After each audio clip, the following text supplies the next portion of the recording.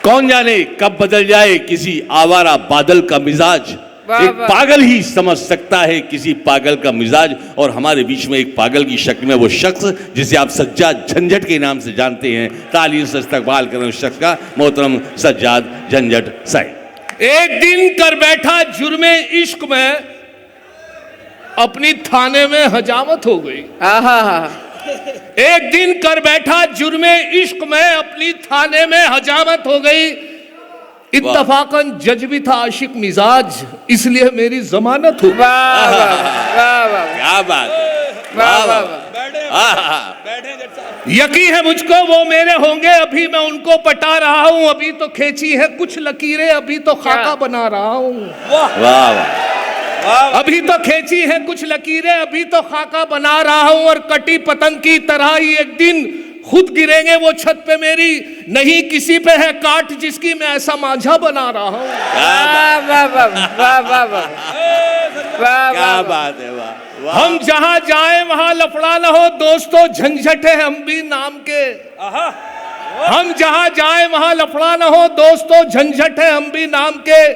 क्या करें ये नाम ऐसा मिल गया, वरना हम भी आदमी थे काम के। वाह वाह वाह। क्या करें ये नाम ऐसा मिल गया, वरना हम भी आदमी थे काम के। कि उसको प्रमोशन मिलेगा जिसके बच्चे 3 हैं, उसको प्रमोशन मिलेगा जिसके बच्चे 3 हैं। जाते जाते मंत्री जी ये भरोसा दे गए। क्या कहना? मैंने बेगम से ये पूछा अपने तीनों हैं कहाँ। मैंने बेगम से पूछा अपने तीनों हैं कहाँ। बोली बेगम जिनके बच्चे थे अपने ले गए। वाह वाह वाह।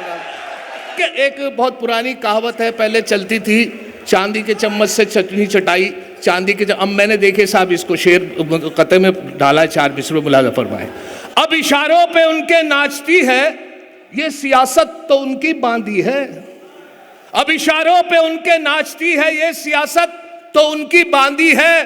पहले होते थे चमचे चांदी के, अब चमचों की रोज चांदी है। क्या कहने, क्या कहने। यहाँ तक मुझे अपनी वाइफ से सुनने को मिला कि जितना तुम्हारे में दिमाग है ना, इतना तो मेरा हर वक्त खराब रहे। हाँ। फिर भी मैंने लुभाने के लिए 4 मिसरे इलेक्ट्रॉनिक कंप्यूटर दौर के हवाले से कहे कि दिल है मेरा मोबाइल तुम सिम हो मेरी जान। दिल है मेरा मोबाइल तुम सिम हो मेरी जान, है लाइफ टाइम रिचार्ज ये मोबाइल हमारा। दिल है मेरा मोबाइल तुम सिम हो मेरी जान, है लाइफ टाइम रिचार्ज ये मोबाइल हमारा। वो बोली अगर सच है तो बस इतना बता दो, मोबाइल डबल सिम तो नहीं है तुम्हारा। ना महरमों पे लिख दी मोहब्बत की डायरी, देखी पराई लड़की कहे उस पे हायरी।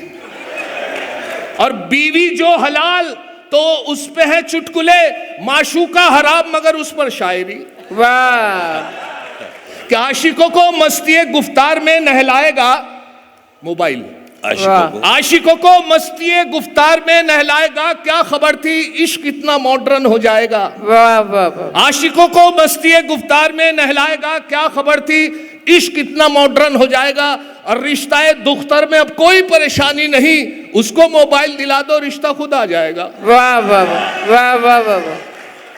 कि अंडा करी को देखकर मेहमान ने ये कहा, अंडा करी को देखकर मेहमान ने ये कहा, माँ बाप से भी इनकी करा देते मुलाकात। वाह क्या बात है, वाह वाह। अंडा करी को देखकर मेहमान ने ये कहा कि माँ बाप से भी इनकी करा देते मुलाकात। झंझट ये बोले इनके तो माँ बाप नहीं है, फिलहाल इन यतीम के ही सर पे रख दो हाथ।